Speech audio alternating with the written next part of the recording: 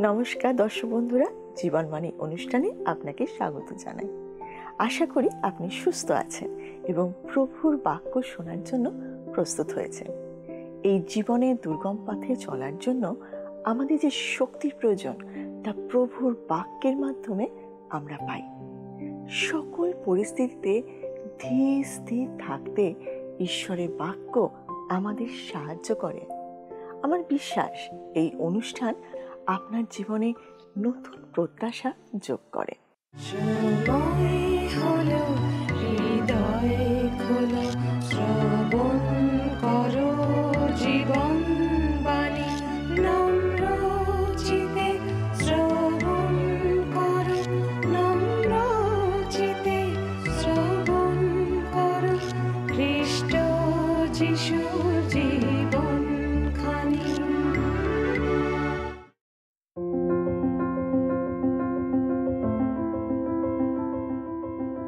আমরা এই অনুষ্ঠানে বাইবেলের বিভিন্ন পুস্তক নিয়ে ধারাবাহিকভাবে আলোচনা করি।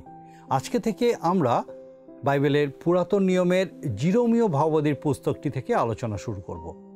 আগামী বেশ কিছুদিন আমরা এই পুস্তকটি আলোচনা করব। জিরোমীয় ভাববাদীর মাধ্যমে ঈশ্বর যিহুদি জাতিকে যা বলতে চেয়েছিলেন সেই বিষয়গুলি আলোচনা করব। এই পুস্তকটির রচয়িতা জিরোমীয় একজন ভগ্নমনা ভাববাদী। বেশিরভাগ ভাববাদী নিজেদেরকে গোপন রাখতেন এবং তাদের লেখার মধ্যেও তারা নিজের পরিচয় গোপন রাখতেন। কিন্তু জিরোমীয় ভাববাদীর ভাববাণীগুলি যেন তার আত্মজীবনী। এই পুস্তক থেকে আমরা তার ব্যক্তিগত জীবনের অনেক কিছু জানতে পারি। এই বই থেকে আমরা লেখক সম্বন্ধে যা জানতে পারি, আসুন সেগুলো আমরা পরপর দেখে নিই। প্রথমত, জেরুসালেমের ঠিক উত্তর দিকে অনাথোত নামক জায়গায় এক পুরোহিত পরিবারে তার জন্ম হয়। দ্বিতীয়ত, তার জন্মের আগেই তাকে ভাববাদী হওয়ার জন্য মনোনীত করা হয়েছিল। তৃতীয়ত, খুব ছোটবেলায় তিনি ভাববাদী হওয়ার আহ্বান পান। চতুর্থ বিষয়, ঈশ্বর তাকে ভাববাদী হওয়ার জন্য নিয়োগ করেন। পঞ্চম বিষয়, যিহুদা রাজ যোশিয়ের সময়কালে তিনি তার পরিচর্যা কার্য শুরু করেন এবং যোশিয়ের শেষকৃত্যের সময় তিনি বিলাপকারীদের মধ্যে একজন ছিলেন। ষষ্ঠ বিষয়, তাকে বিবাহ করতে বারণ করা হয়েছিল কারণ তিনি যে সময় ছিলেন তা অত্যন্ত ভয়ঙ্কর ও যন্ত্রণাদায়ক সময় ছিল। সপ্তম, তিনি একজনকেও ঈশ্বরের পথে ফেরাতে পারেননি। তার প্রিয়জনরা তাকে ত্যাগ করেছিল। তাকে ঘৃণা এবং অত্যাচার সহ্য করতে হয়েছিল, এমনকি তাকে হাঁড়ি কাটে বেঁধে রাখা হয়েছিল। আবার দেশদ্রোহিতার বদনাম দিয়ে তাকে বন্দি করে রাখা হয়েছিল। অষ্টম বিষয়, জিরোমীয়ের বার্তা তার নিজের হৃদয়কেও ভেঙে খান খান করে দিত। নবম বিষয়, তিনি এই দায়িত্ব থেকে মুক্তি পেতে চেয়েছিলেন, কিন্তু ঈশ্বর তাকে ছাড়েননি। দশম বিষয়, তিনি জেরুসালেমের ধ্বংস দেখেছেন, যিহুদিদের বন্দী হয়ে ব্যাবিলনে যেতে দেখেছেন। ব্যাবিলনের সেনাপতি তাকে তার দেশে যাওয়ার অনুমতি দিয়েছিলেন। ইসরায়েলের অবশিষ্ট লোক যখন মিশরে পালিয়ে যাওয়ার সিদ্ধান্ত নিয়েছিল, তখন জিরোমীয় ভাববাদী তার বিরুদ্ধে ভাববাণী করেছিলেন। কিন্তু তিনি অবশিষ্ট লোকেদের সাথে মিশরে যেতে বাধ্য হয়েছিলেন। সেখানেই তিনি মারা গেছিলেন। কথিত আছে তাকে তার নিজের লোকেরাই পাথর ছুঁড়ে হত্যা করেছিল। জিরোমীয় একটি উল্লেখযোগ্য নাম। অনেকে তাকে ঈশ্বরের কাঁদুনের সন্তান বলেও ডাকেন। তবে তাকে ছোট করার জন্য নয়, তার চোখে সবসময় জল ছিল। বিচারের কঠিন বাণী শোনানোর জন্য ঈশ্বর এমন একটি লোককে মনোনীত করেছিলেন যার হৃদয়ে মায়ের মতো কোমল, কম্পিত স্বর এবং অশ্রুসিক্ত নয়ন ছিল। ঈশ্বরের যে বার্তা তিনি শোনাতেন তাতে তার নিজের হৃদয়ও ভেঙে যেত। তিনি ছিলেন ঈশ্বর মনোনীত এক মহান ব্যক্তি। বলতে দ্বিধা নেই, আমি আপনি হলে কঠিন দুঃসংবাদ দেওয়ার জন্য এই রকম দুর্বল মনের মানুষকে হয়তো বেছে নিতাম না। নির্মম সংবাদ দেওয়ার জন্য আমরা নির্দয় মানুষকে বেছে নিতাম। ঠিক বললাম তো? কিন্তু ঈশ্বর সেই রকম লোককে বেছে নেননি। তিনি বেছেছেন একজন কোমল ও সহানুভূতিপূর্ণ হৃদয়ের মানুষকে। লর্ড ম্যাকলে জিরোমীয় সম্বন্ধে বলেছেন, যখন একজন সত্যিকারের ভালো মানুষকে তার ধ্বংস হয়ে যাওয়া দেশের ক্রমবর্ধমান যন্ত্রণা দেখবার, সম্পূর্ণ শেষ হয়ে যাওয়ার আগে স্তম্ভিত ও প্রলাপ বলা কোনো জাতির পরিচর্যা করার এবং যতক্ষণ না শীতলতা, অন্ধকার এবং দুর্নীতি ব্যতীত আর কিছুই অবশিষ্ট থাকে না, ততক্ষণ জীবনী শক্তি ধীরে ধীরে নিঃশেষ হয়ে যাওয়ার চিহ্নগুলো দাঁড়িয়ে দাঁড়িয়ে দেখার দণ্ডাদেশ দেওয়া হয়, তার থেকে যন্ত্রণাদায়ক আর কিছু ভাবা সত্যি অসম্ভব। এটাই ছিল জিরোমিয়ার অবস্থা এবং তার আহ্বান। তিনি দাঁড়িয়ে দাঁড়িয়ে দেখলেন তার জাতির লোকদেরকে বন্দি করে নিয়ে যাওয়া হচ্ছে। ডক্টর মুরহেড জিরোমিয়ার একটা সুন্দর ছবি আমাদের সামনে তুলে ধরেছেন।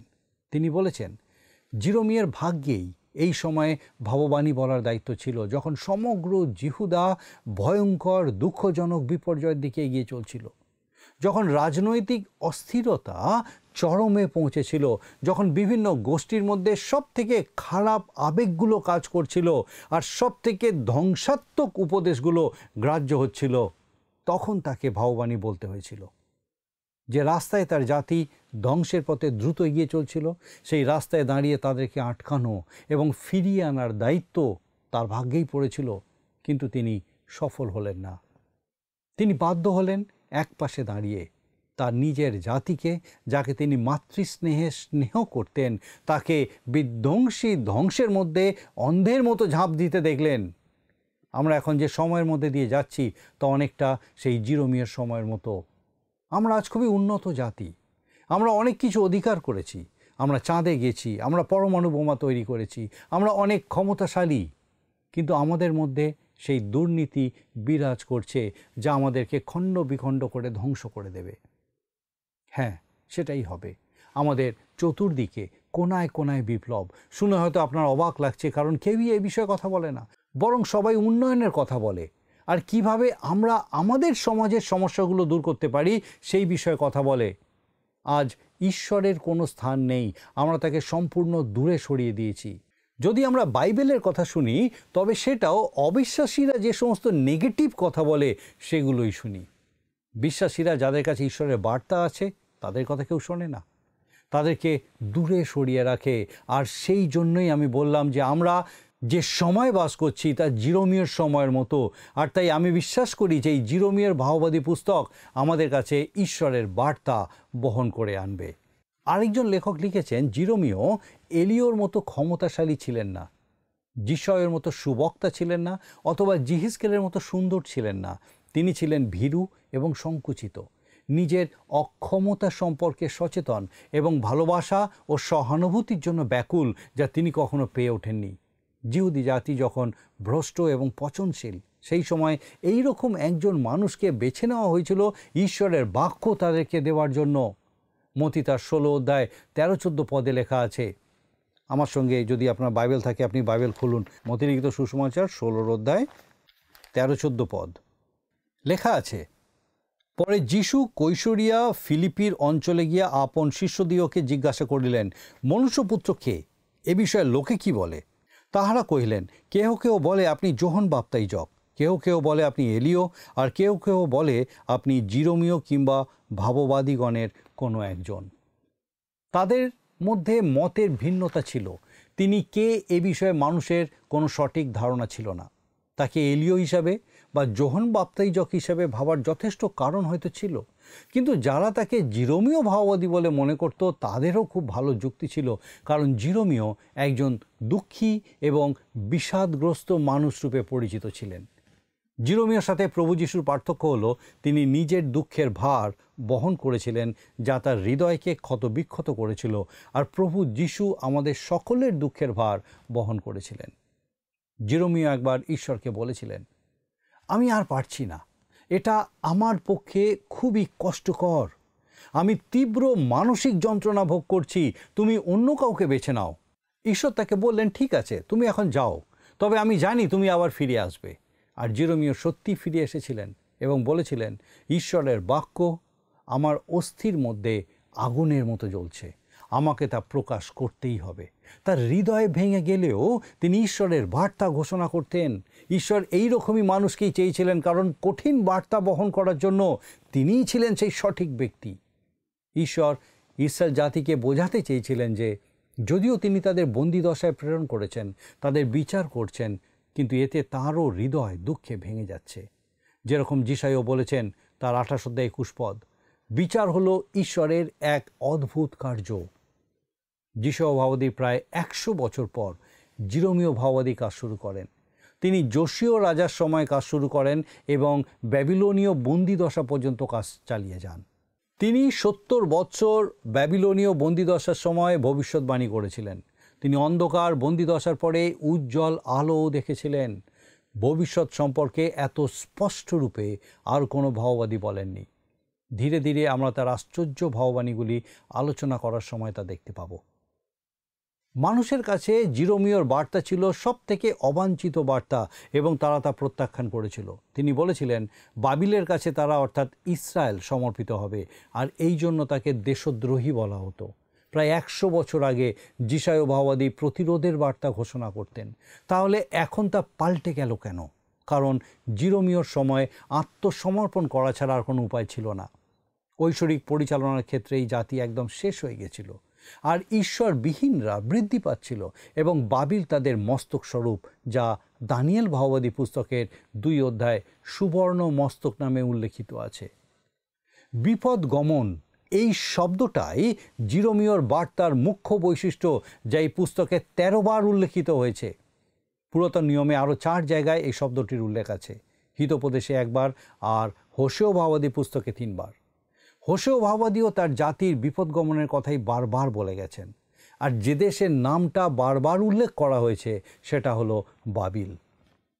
এই পুস্তকে 164 বার বাবিল শব্দটার উল্লেখ করা হয়েছে, যা বাইবেলের অন্য কোনো পুস্তকে এতবার ব্যবহৃত হয়নি।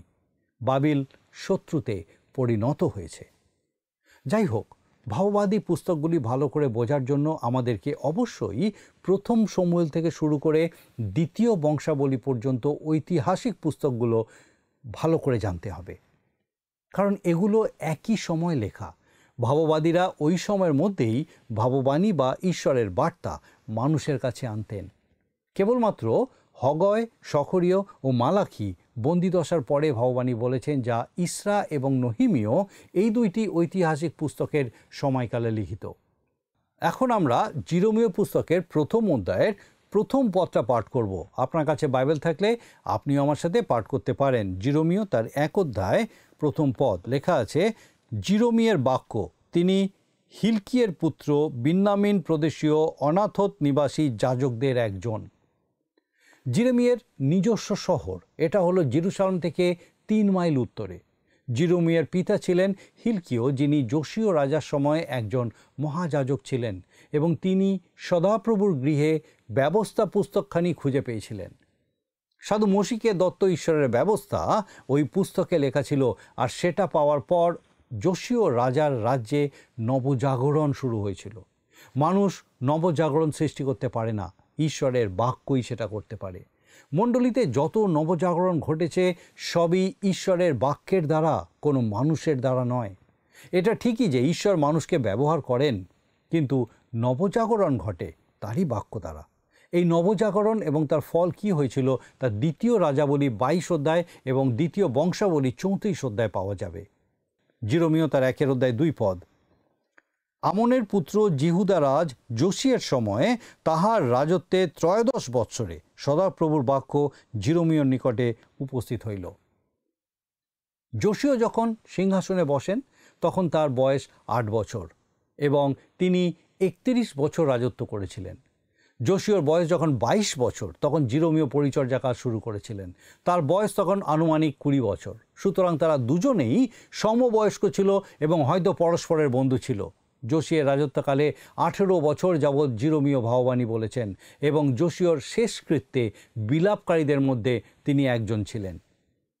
ঈশ্বরের লোকেরাও মাঝে মধ্যে বোকার মতো কাজ করে ফেলে। যোশীয় একটা খুব বোকার মতো কাজ করেছিল। তিনি মিশর রাজ ফৌরনের বিরুদ্ধে যুদ্ধে অবতীর্ণ হয়েছিলেন, যদিও ফৌরন জিহুদার বিরুদ্ধে যুদ্ধ করতে আসেনি। যাই হোক, অন্য কোনো কারণে যোশীয় ফৌরনের বিরুদ্ধে যুদ্ধ করার জন্য মাগিদ্দ উপত্যকায় গেলেন এবং হত হলেন। তার মৃত্যুতে জিরোমীয় খুব শোক করলেন, কারণ তিনি একজন ভালো রাজা ছিলেন।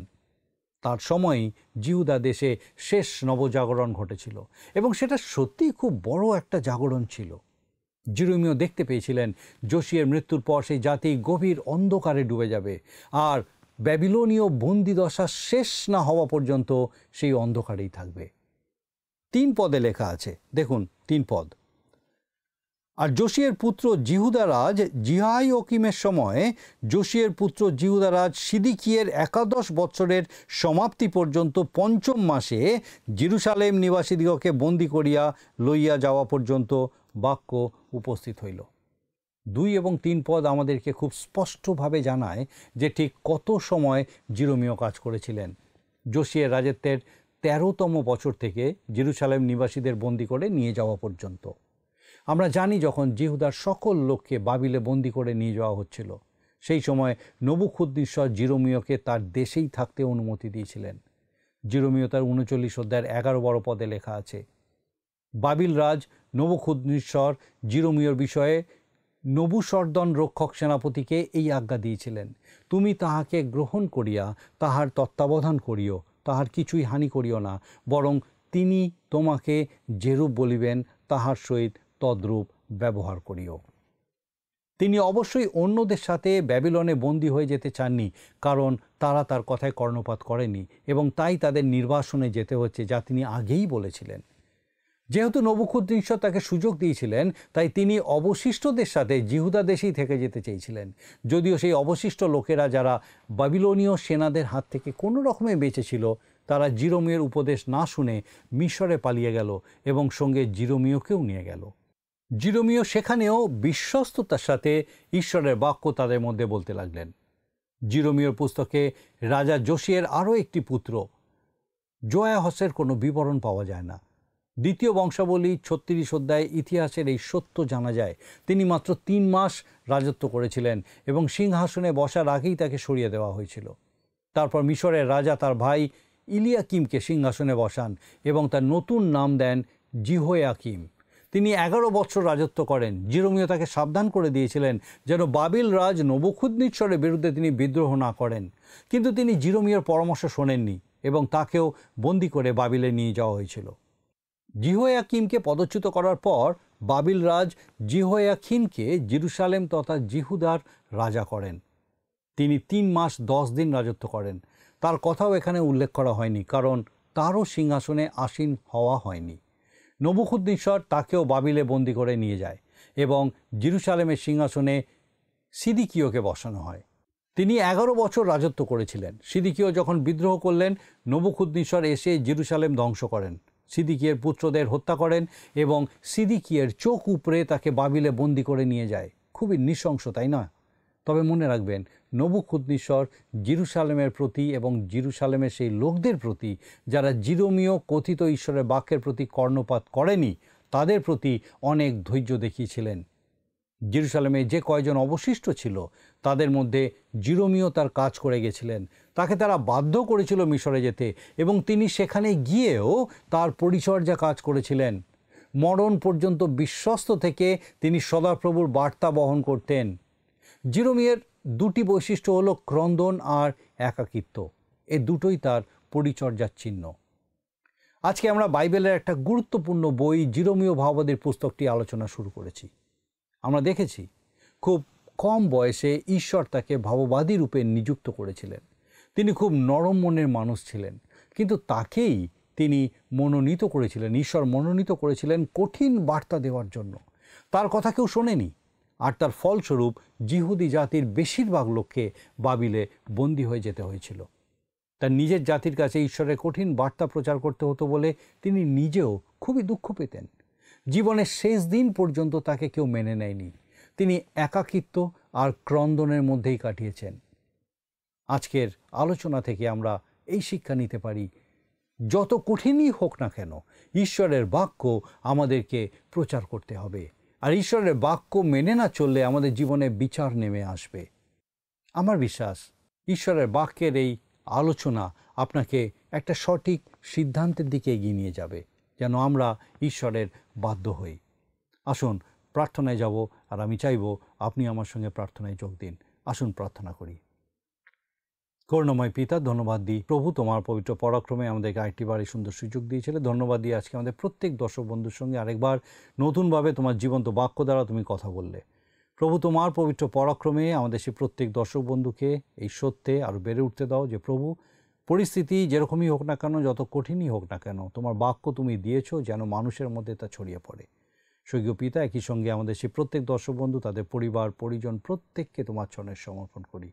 দয়া করো স্বর্গীয় পিতা, সেই প্রত্যেককে তোমার পবিত্র আত্মার পরাক্রমে সুরক্ষিত রাখো, সুস্থ রাখো, তোমার অনুগ্রহপূর্ণ রাখো। পিতাগো, সমস্ত মন্দতা থেকে, অকল্যাণ অমঙ্গল থেকে সুরক্ষিত রাখো। তোমার ভয়ে, তোমার শিক্ষায়, তোমার সাহচর্যের সহভাগিতায় উত্তরোত্তর বৃদ্ধি পেয়ে তোমার গৌরব করতে সাহায্য করো। তোমার যিশু নামে ভিক্ষা দয়া করে শ্রবণ ও গ্রহণ করো। আমেন।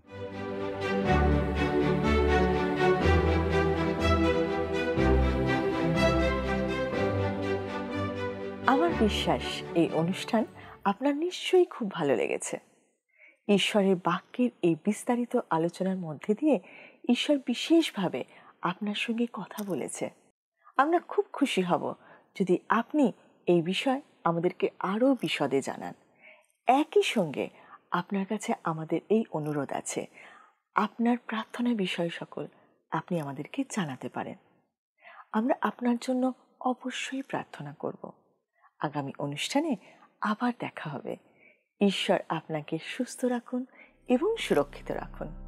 প্রিয় বন্ধু, আসুন আমরা আজকের প্রশ্ন উত্তরে আসি। গত সপ্তাহের প্রশ্নের উত্তর অপশন এ, সৎকর্ম। আজকের প্রশ্ন, জিরোমিয়ের পিতার নাম কি? Option A Amon, B Benjamin, C Hilkiah, D Josiah. প্রিয় বন্ধু, এই প্রশ্নের উত্তর আগামীকাল সন্ধ্যা 6টার মধ্যে option A, B, C, D সহকারে আপনার নাম ও সম্পূর্ণ ঠিকানা সহ 9433497235 এই নম্বরে SMS বা লিখে পাঠাবেন।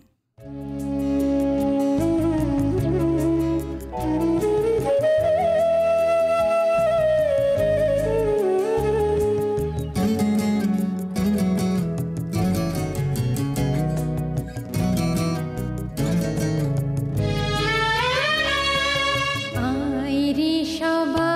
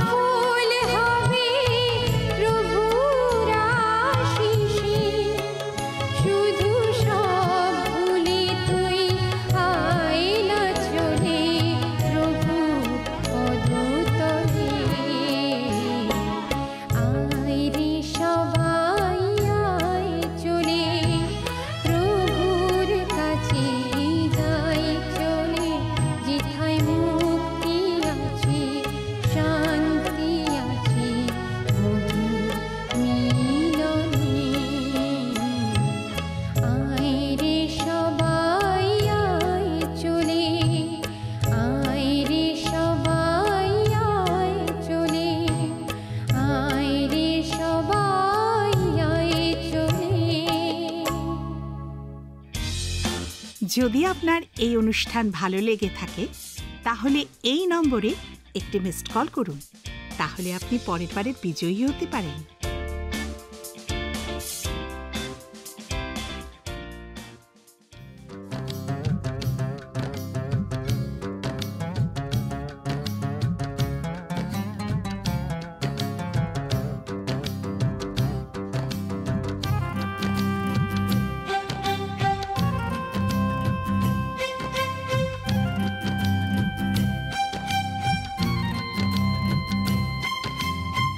গাইছি আমি আজি সেই নাম, গাইছি আমি আজি সেই নাম, প্রিয় নাম মোর যিশু নাম, প্রিয় নাম মোর যিশু নাম।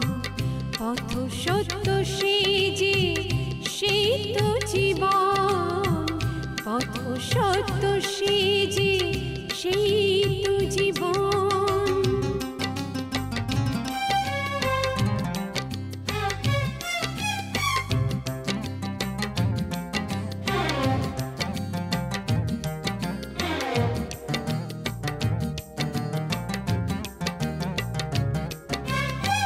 মানুষের জীবন দুদিনের তরে, আজ সে আছে কাল সে নাই।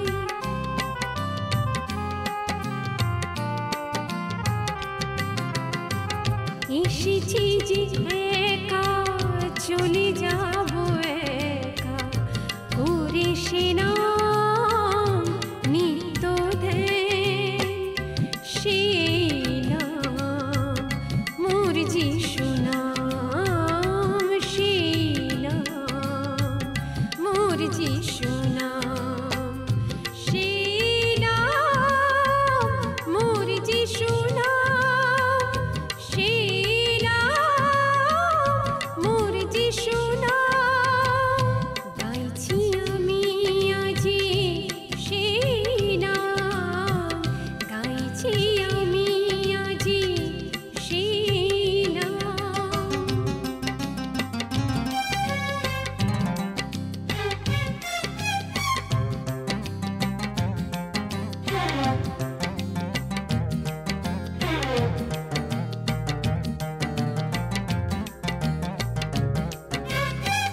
জগতের প্রতিকূলে শুধুই মরণ, যিশু নামেই পাবো অমৃত জীবন।